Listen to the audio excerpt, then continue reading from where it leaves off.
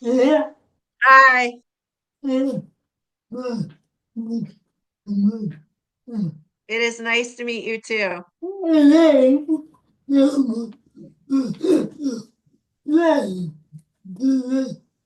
Thank you for having me. I appreciate it.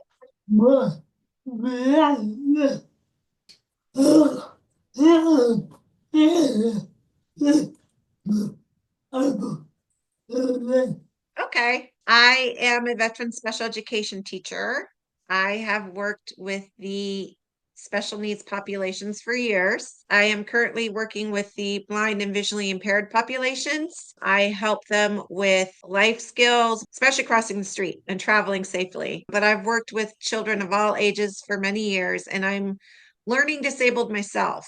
And I was that kid that nobody believed in, nobody thought, nah, she's going to go nowhere. She can't do it. And I proved them all wrong. I have 2 degrees now. One of them's behind me on the wall. Wait, other way. See, I can't do my right and left. I'm here, I'm doing it. And I just didn't let people tell me what I could and couldn't do. So there you go in a quick nutshell.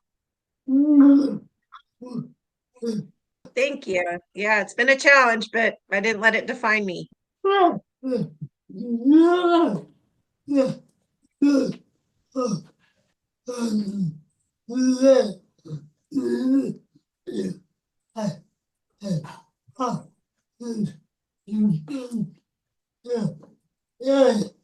okay, that's a great question. It's very interesting because in our educational system, right, if you're learning disabled, they put you under a huge umbrella, specific learning disabilities. But for me, I have, quote, a milder case, but it affected my reading, my writing. So dyslexia, dyscalculia, dysgraphia, and dysarthria a little bit, like a little bit of my nerves. I'm not neurotypical at all. Very difficult for me to learn how to read and to write. And it was even more difficult because I was learning 2 languages at once. So English goes left to right, and Hebrew goes right to left. So they're opposite. So that was very hard for me because I flipped directions in my head. And also, it wasn't just about reading and writing for me. It affects, like I just mentioned, my directions. Sometimes, if I'm really, really tired, I can't even remember which way to turn a doorknob. Like, I seriously have to sit there and think about it, or buttoning things, zippering things. Sometimes if I'm tired, I really have to think how to do that. Twisting caps off of bottles. Even if I've driven somewhere before,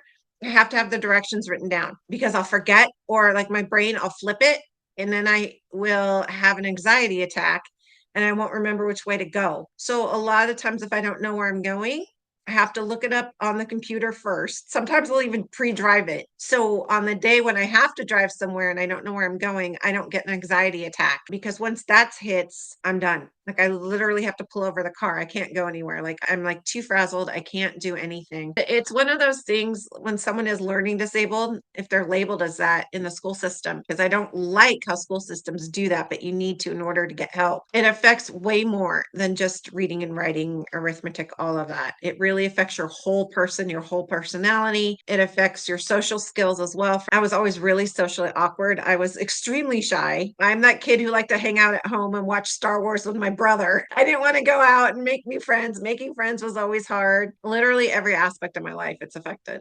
So yeah, but in a good way, it influenced me to be a special ed teacher because I know what it's like to feel like you're less than and people look down on you. So that really influenced me to be a special ed teacher and be there for my students. None at the moment. Did growing up. I had this really great tutor. Technically, it was only supposed to be for school, but they also did a lot of psychological work on me as well. Because again, I was very angry. I knew I was different. I didn't know why.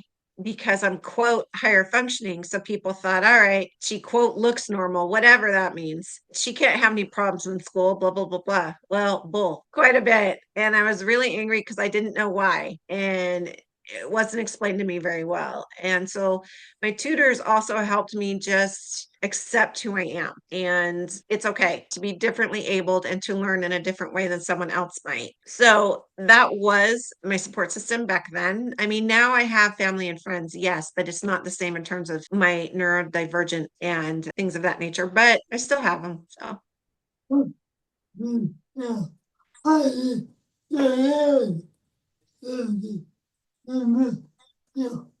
and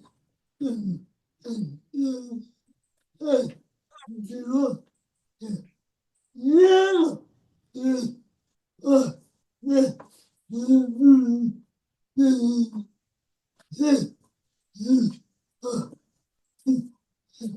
That's a great question. It's interesting. I didn't know about my diagnosis. I knew I was different and I knew I had to go to my special tutor, like literally every day after school. My parents never really discussed a label. They just said, you need extra help and we're getting it for you. And these people know how to help you. But I didn't really learn about the actual label.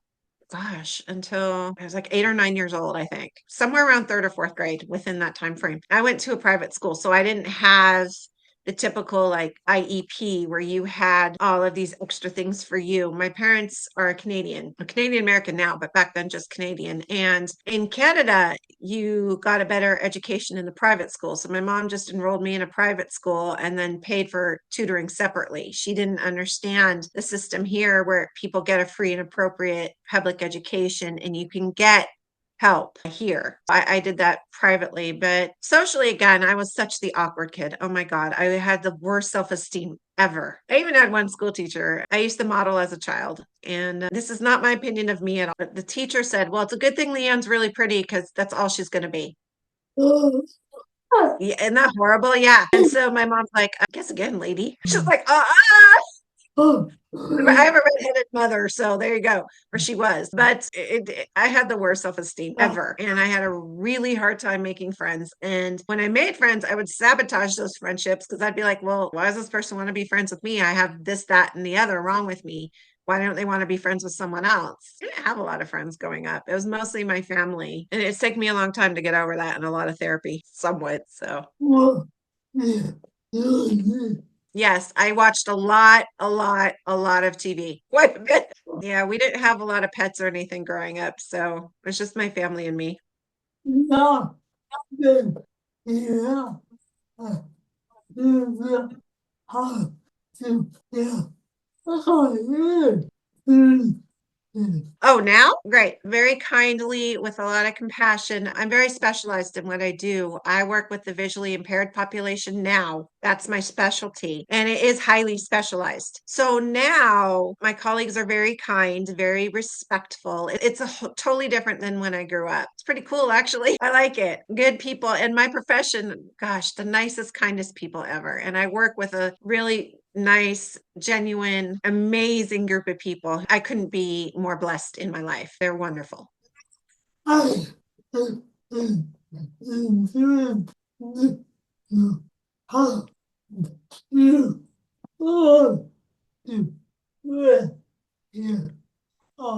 lot of it through my tutors. Again, I went to them from when I was, gosh, 5 years old until I was 18. So I grew up with them. They grew up with me, however you want to put it. So they really got me through school. And again, more of not just the learning, but the social emotional aspect really, really helped me out a lot. And my family too, their viewpoint was yes, you're differently abled, but you're abled. You can do it. And they didn't allow me to give up. Because if it was up to me with how hard high school was, just social, emotional, and learning, I probably would have dropped out straight up. I would have been like, no, I don't think so. That wasn't an option ever. And it was just always understood. They put a high value on education, and it was always understood you're going to go to college, whatever you want to do, or whatever school, trade school, whatever it is, but you're going to contribute to society somehow. And you can do it. You just have to pick the path, and we'll help you get there.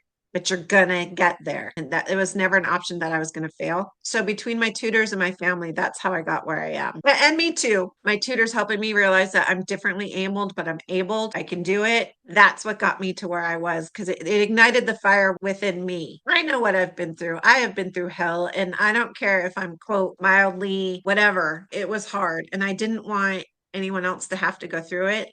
And if I can help you and I can get you to where you need to be and realize that you're able to, you just may learn differently, I'm going to do it.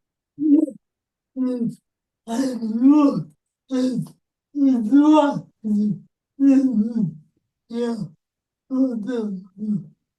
Yeah, in a way. I mean, I did have some teachers that like, oh, you're learning disabled? Oh, kind of looked down upon me and give my assignments, made them a little easier for me. They thought they were helping me, but it just was discouraging because I'm like, well, Bobby has 20 problems and I have five. Why is that? It wasn't a good thing. And actually, I had someone who was training me. This is going back 9 years or so. Before I had finished all my work to work with the visually impaired populations, I had two internship sites, and one of the people that I was training under was not too encouraging. The minute she found out I was learning disabled, like her face just, you could see it. And her face, like, oh, and she, gosh, so discouraging. And oh, maybe you should go into a different field, Leanne. Maybe you should do something else. You'd be better at this, that, and the other, but not what you're doing now. And that was awful. I used to go home crying every day after the internship site. It was for, gosh, 8 weeks.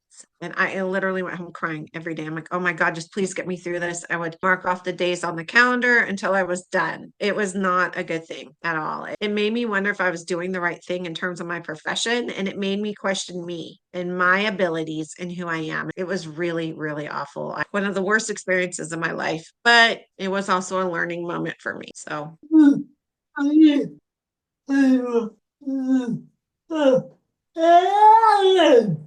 I think I saw her one time at like a professional conference. And to be honest with you, I wasn't trying to be rude. I didn't recognize her. She looked a little different. And someone told me who she was after the fact because she's known in my profession. Then I went, oh, oops. I wasn't trying to like be rude or diss her or anything. I just didn't recognize her. But after that, no.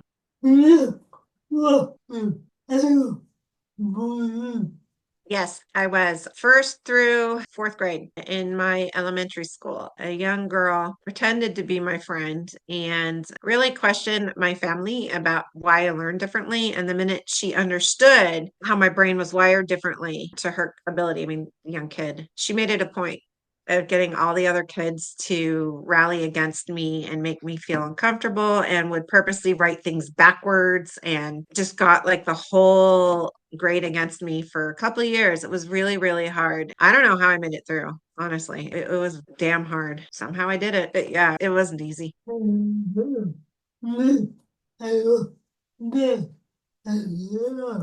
I don't remember. I may have told my mom, but yeah, I don't think I did. It's not really coming to mind, so probably not. It just fed into my really low self-esteem. And I just, yeah, it was this horrible cycle. And when this girl finally left the school after fourth grade, I was so happy. It's like, yes. So, yeah.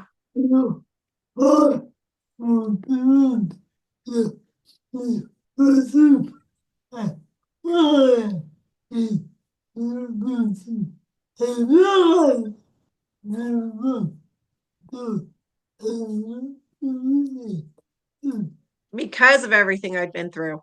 To be honest with you, I always knew that I was able. Well, not always knew, but again, my tutors helped me realize that I am able. I can learn just differently. And between my low self esteem and the bullying and just not being neurotypical, I mean, I didn't even learn how to tie my shoes, dear God, till a lot older. That's just an example. I mean, now they have slip on shoes and things are a little easier. But when I was growing up, they may have had those, but my mom always bought the tie kind. So just everything I've been through, everything really just made me determined not to see somebody else go through it if they didn't have to. And if I could help them find a way to make school not so scary and not such a horrible place and a place of actual learning and make things accessible so they can learn, I'm going to do it. And so that was my big motivator to become a special ed teacher. Everyone is able. Everyone has incredible gifts to offer this world. We just have to help them. Sometimes if someone needs help and we need to help them unlock it, okay, but it doesn't mean they don't have gifts that they can't offer. So let's help them offer it. Let's help them do it. So yeah.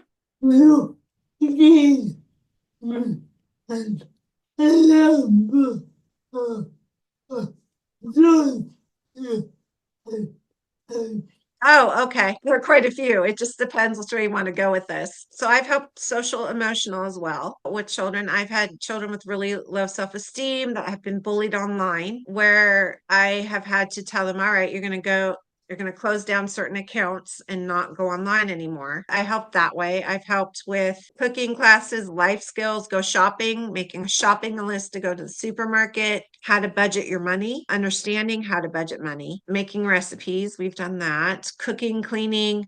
So I've done that aspect. I've also done the actual modifying schoolwork, especially with the visually impaired population. I have some kiddos that read Braille and need, instead of just a normal picture in a picture book, they might need to feel something in the book to have what's called a tactile enforcer. So I've modified books for that. I've brailled some of the materials for them. I've had them write their own storybooks about themselves, social stories. If a situation is hard for them, hard to make friends, for example. So we'll have them make our own little book on Canva about this social situation, and they're the main character. And that seems to help a lot. And then we'll print their own little book for them that they love. So that was really cool. So those are just a few.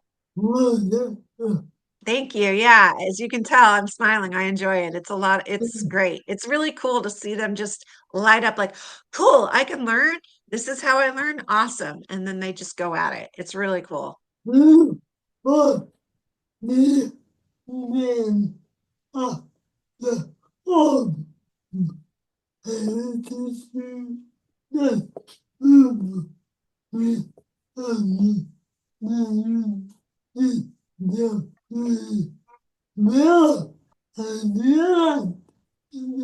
Mine have been really positive, to be honest with you. People don't know I'm learning disabled unless I tell them. And with me, I've been fortunate. I've worked with people who understand that it's a collaborative process, that we are all there to help our students. And that's what it's about. It's not about us personally, it's about our students and how we can help them. If I've ever needed extra time or if I didn't understand something, everyone's been very kind and very nice and like, all right, you don't understand that I wrote it this way. Let me write it a different way or whatever we need to do. But everyone's been very, very positive. So I've been really fortunate in that respect. Yeah. Yeah. I've been very lucky.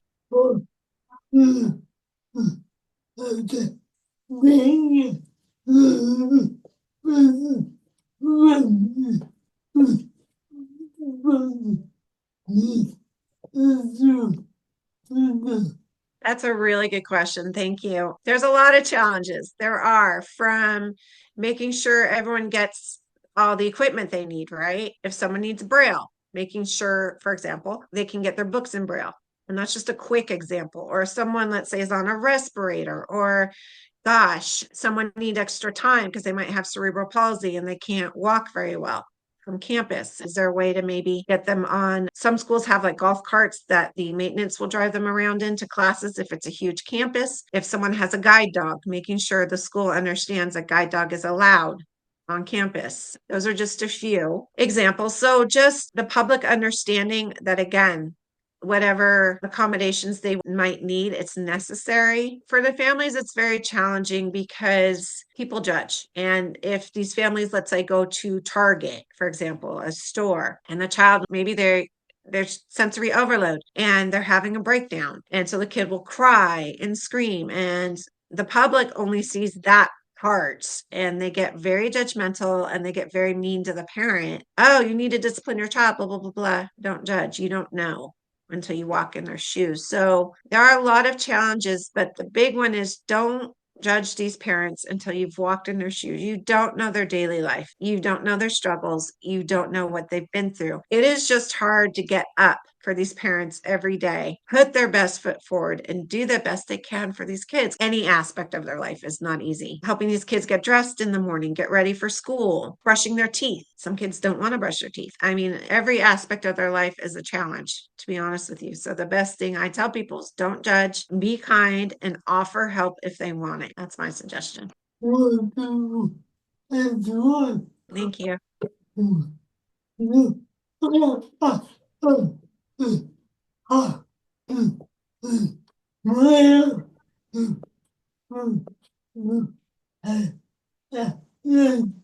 Oh, that I was labeled?